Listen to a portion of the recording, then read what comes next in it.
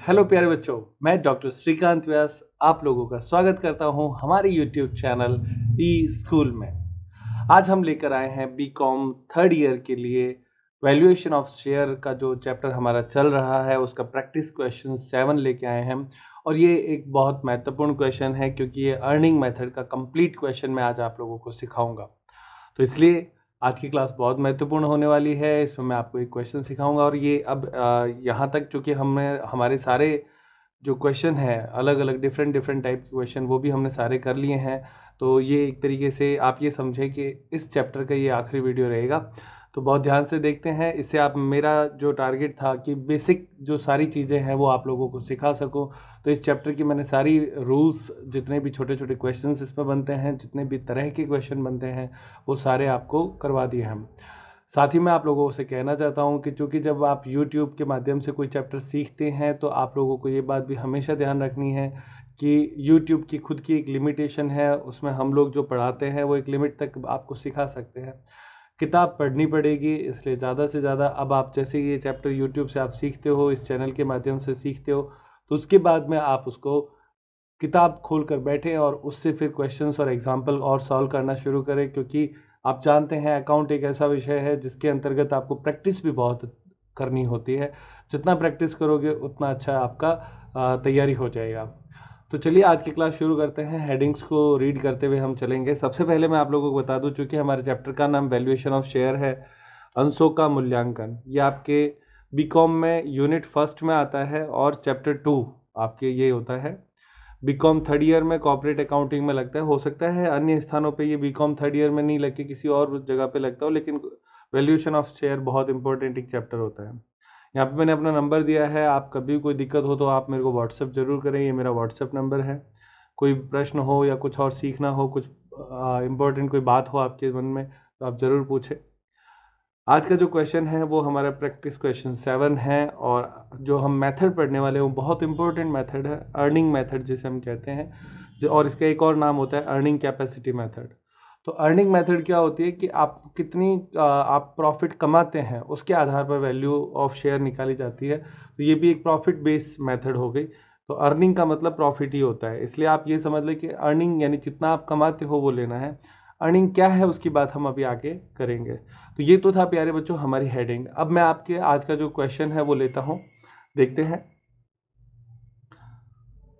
ये आपका क्वेश्चन 7 मैं ले रहा हूँ। पहले हाफ पार्ट है, आप यहाँ तक का एक स्क्रीनशॉट ले लें और उसके बाद में नीचे वाले हाफ क्वेश्चन का और ले लें। चलिए स्टार्ट करते हैं। इस क्वेश्चन को रीड करते हैं अच्छे तरीके से। और एक बात हमेशा याद रखना, जब आप क्वेश्चन रीड करते हो तो हाफ डन होता है, यानी आपको अच्छे तरीके से क्वेश्चन को रीड करना होता है। एक एक बात दिमाग में याद रखनी होती है। देखिए इसमें लिखा है the position of Raunak finance limited at 31 March 2019 is as follows. Raunak finance limited की 31 मार्च 2019 को स्थिति निम्न प्रकार से है। इसमें आपके सबसे पहले इक्विटी शेयर दिया है 40,000 इक्विटी शेयर ऑफ ₹10 ईच। कितना हो जाएगा? 4 लाख हो जाएगा, 4 लाख रुपए।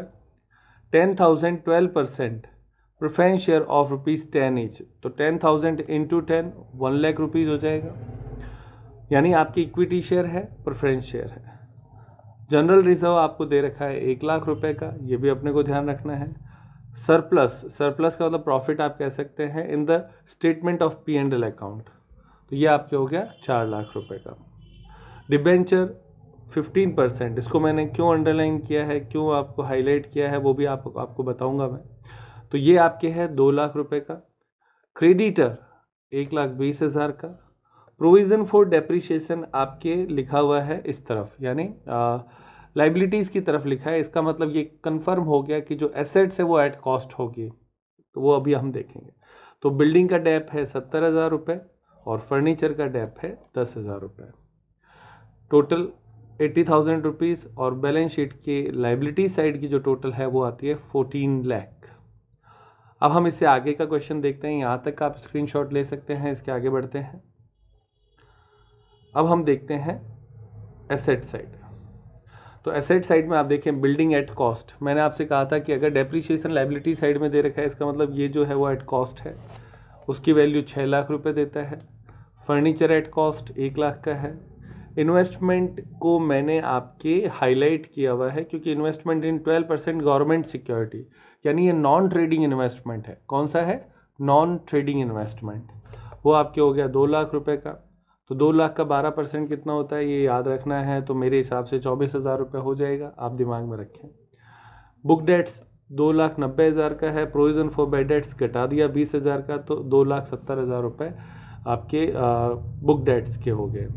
कैश एट बैंक 40,000 है, और under writing commission fictitious assets होती है। ये कौन सी एसेट्स होती है?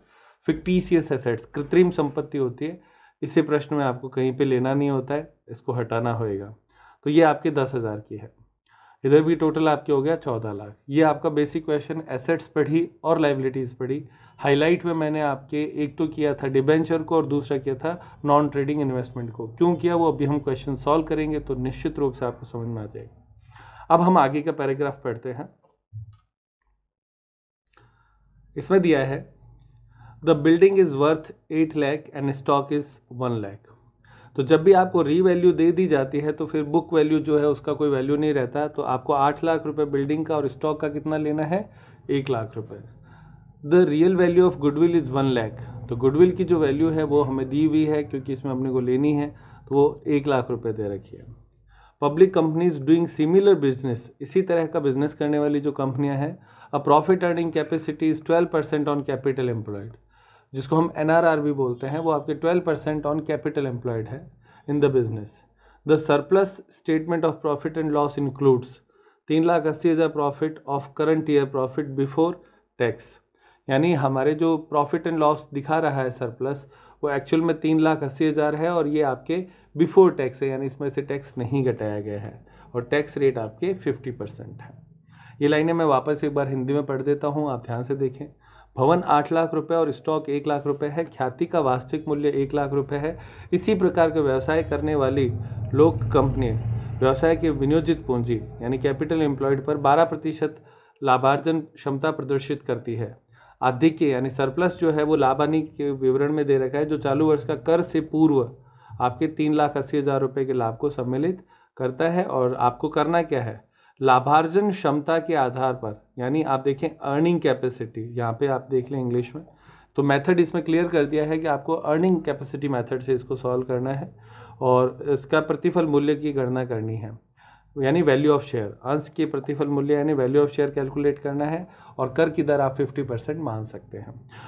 तो ये था प्यारे बच्चों अपना क्वेश्चन। आप इस क्वेश्चन को वापस बैक लेके एक बार पूरा दोबारा से देख लें, मेरी आपको ये राय रहेगी, जिससे आपको क्वेश्चन याद होना बहुत ज़रूरी है सॉल्यूशन को समझने के लिए। तो अपने को इसमें वैल्यू ऑफ शेयर कैलकुलेट करना है और अर्निंग कैपेसिटी के लिए कैलकुलेट करना है।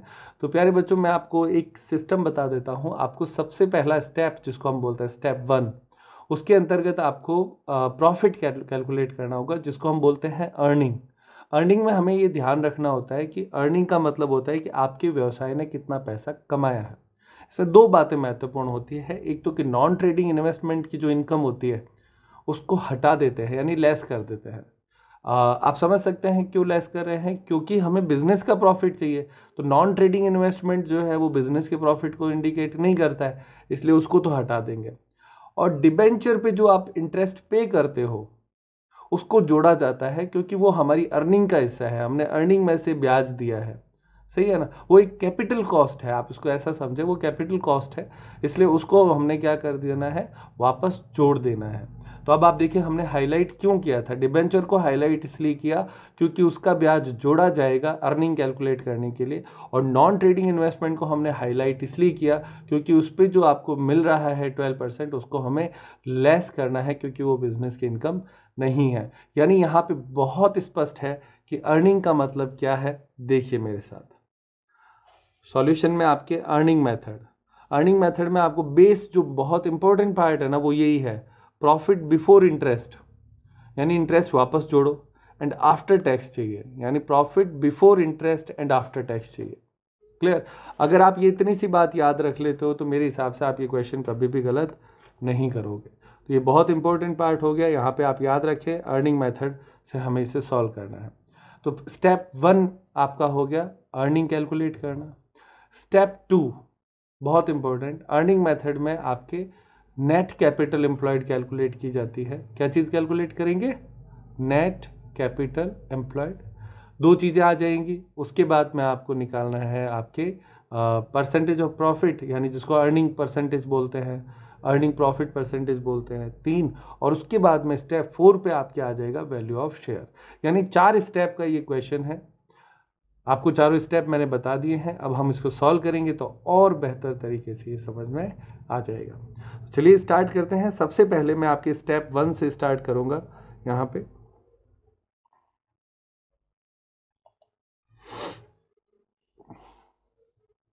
नंबर 1, स्टेप 1,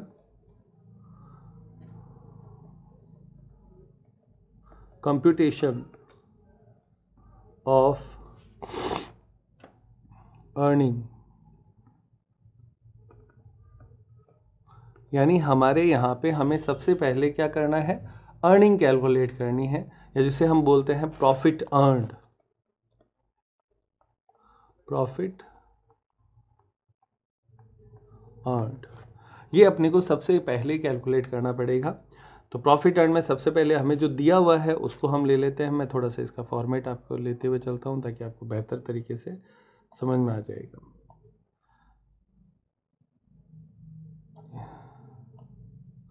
इसके लिए हमने एक फॉर्मेट बना लिया है। सबसे पहला हमारा जो काम होगा वो ये होगा कि हम क्या करेंगे, सबसे पहले लिखेंगे प्रॉफिट।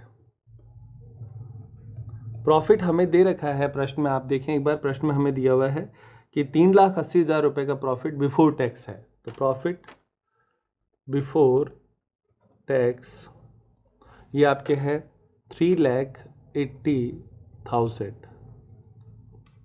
ओके, अब इसमें हमें दो बातें मुख्य रूप से करनी है। सबसे पहले हमें जो नॉन ट्रेडिंग इन्वेस्टमेंट है उसका ब्याज लेस करना है। Less interest from non trading investment. Non trading investment हमारे पास थे, देखो मैं प्रश्न के आधार पर बताता हूँ। अपने पास थे 12% गवर्नमेंट सिक्योरिटी थी, और वो आपके दे रखी है 12% गवर्नमेंट नॉन ट्रेडिंग इन्वेस्टमेंट। तो नॉन ट्रेडिंग इन्वेस्टमेंट जो है वो हमारे लेना है 2 लाख का है ना। तो 2 लाख का 12% देना है, तो वो आपके हो जाएगा 24,000। ये 24,000 हमें क्या कर देना है, लेस करना है। तो लेस करने पर ये आपके आएगा 3,56,000। उसके बाद में इसमें अपने को लेस करना है टैक्स। तो लेस टैक्स @50%। तो टैक्स आपके 50% इसका लेंगे तो 178,000 आ जाएगा।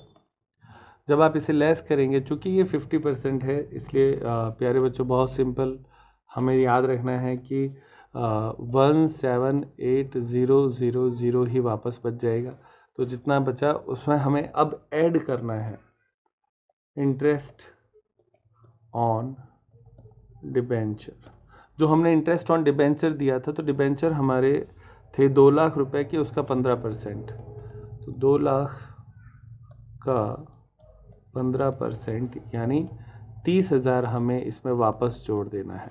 अब आप समझ गए होंगे प्यारे बच्चों कि इसमें हमें जो करना क्या था कि हमें इसमें नॉन ट्रेडिंग इन्वेस्टमेंट की जो इनकम थी उसे तो हमें लेस करना था, और डिबेंचर जो है उसको जोड़ना था। तो अब ये हमने जब किया तो इसकी टोटल आपके आ जाएगी 2,08,000। ये प्यारे बच्चों आपके हो गई प्रॉफिट अर्नड, जिसको हम बोलते हैं।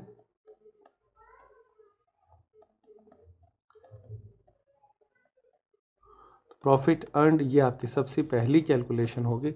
मैं उम्मीद करता हूँ यहाँ तक आपको समझ में आ गया होगा। आगे बढ़ते हैं। सेकंड कैलकुलेशन हमें लेनी है, वो हमारे लिए हो जाएगी second calculation, computation of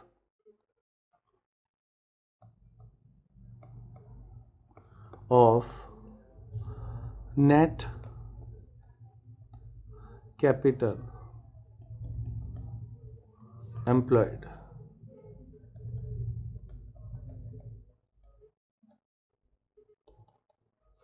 net capital employed अपने को कैलकुलेट करना है। और इसमें अपने को थोड़ा सा ये ध्यान रखना है कि इसका भी जैसे फॉर्मेट हम बना लेते हैं और उस फॉर्मेट के आधार पर इसकी कैलकुलेशन हम कर लेंगे। आप बिना फॉर्मेट बनाए करते हैं तो भी कोई दिक्कत नहीं आती वैसे। तो अब हमें इसमें सॉल्व करना है। सबसे पहले हमें कैपिटल एम्प्लॉयड कैलकुलेट करने के लिए इसका फार्मूला और डिटेल हमने फर्स्ट वीडियो जो इसका बनाया था उसमें सारे दे रखे थे, मैंने आपको उस समय लिखाए थे। उसको एक बार आप ज़रूर देखना, फर्स्ट वीडियो बहुत इंपॉर्टेंट है क्योंकि उसमें सारे रूल मैंने एक ही वीडियो में करवा दिए थे। तो एक बार देख लेना। अभी इसको सॉल्व करते हैं। सबसे पहले अपने को इसमें एसेट्स लेना है। तो एसेट्स में आपके सबसे पहले लिखेंगे गुडविल। गुडविल का वैल्यू अपने को दे रखा है 1 लाख।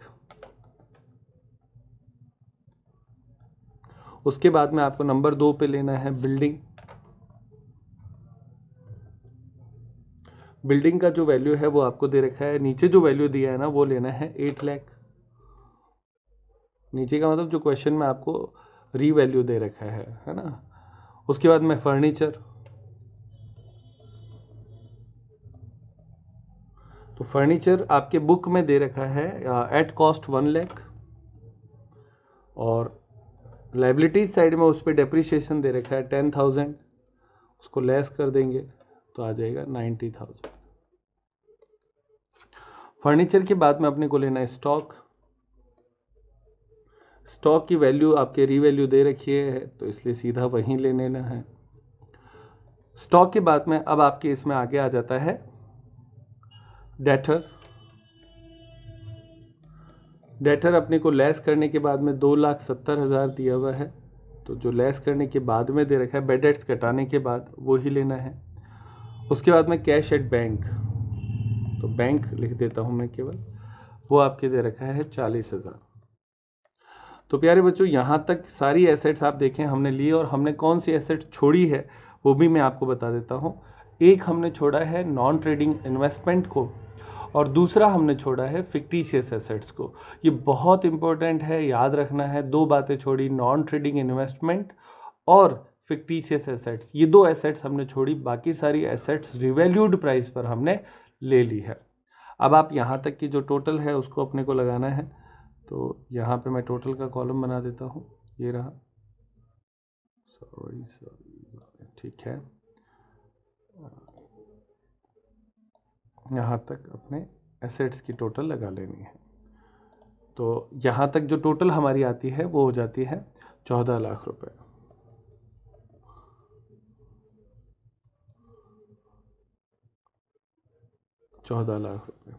अब इसमें से अपने को लेस करना है। तो लेस में हमें सबसे पहले क्रेडिटर और प्रोविजन फॉर टैक्स, 2 ही बातें इसमें आपके आएंगी और कुछ चीज़ नहीं आने वाली है। तो क्रेडिटर आपको दे रखा है प्रश्न में 1,20,000। आप चाहें तो यहाँ पे लिख सकते हैं, आप चाहें तो यहाँ पे भी लिख सकते हैं। ओके। उसके बाद में आपके दे रखा है प्रोविजन फॉर टैक्स। तो प्रोविजन फॉर टैक्स हमने ऊपर जब सॉल्व किया था तो उसमें 50% जो हमने कैलकुलेट किया था वो ही लेना है। ये देखें यहाँ पे दिया हुआ है 178,000। तो ये संख्या अपने को लेनी है। तो ये प्रोविजन फॉर टैक्स हो जाएगा और कोई चीज़ अपने को लेने नहीं है। 178,000। अब आप इन दोनों की टोटल लगाएं तो वो आपके आ जाएगी 298,000। इसे अपने को लेस कर देना है। लेस करने पर इसकी आपकी जो आ जाएगा जिसको हम बोलते हैं नेट कैपिटल एम्प्लॉयड, वो आपके आ जाएगी 11,02,000। 11,02,000 रुपये आएगी। ये नेट कैपिटल आ गई। अब आप देखिए हमने यहाँ तक 2 स्टेप फॉलो कर लिए। सबसे इम्पोर्टेंट था पहला अर्निंग कैलकुलेट करना और दूसरा अपने को कैलकुलेट करना था कि हम इसमें नेट कैपिटल एम्प्लॉयड कैसे कैलकुलेट करते हैं। अब अपने को इसमें आगे का पार्ट देखना है। आगे के पार्ट में हमारे पास जो सॉल्व करना है उसमें क्या होगा कि हमें कैलकुलेट करना है रेट ऑफ अर्निंग। तो थर्ड स्टेप में हमारे पास आ जाएगा, स्टेप थर्ड लेना है।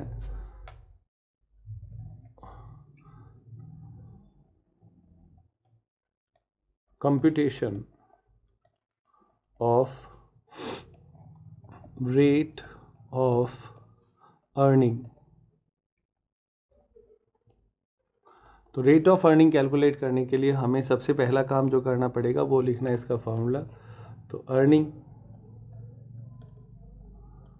Upon capital employed, net capital employed into 100।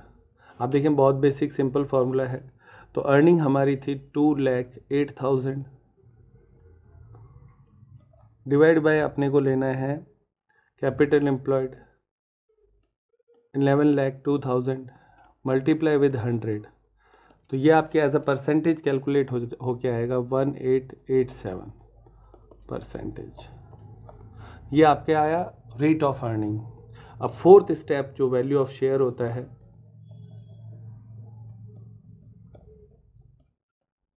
तो वैल्यू ऑफ शेयर जो है वो हमें लेना है इस तरीके से। सबसे पहला काम हमें फॉर्मूला ही लिखना है। तो हमारा फॉर्मूला है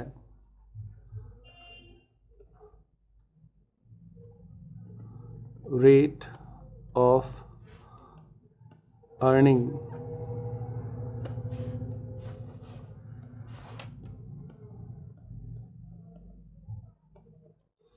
डिवाइड में अपने को इसमें लेना है NRR, normal rate of return जिसको हम बोलते हैं, multiply with paid up value.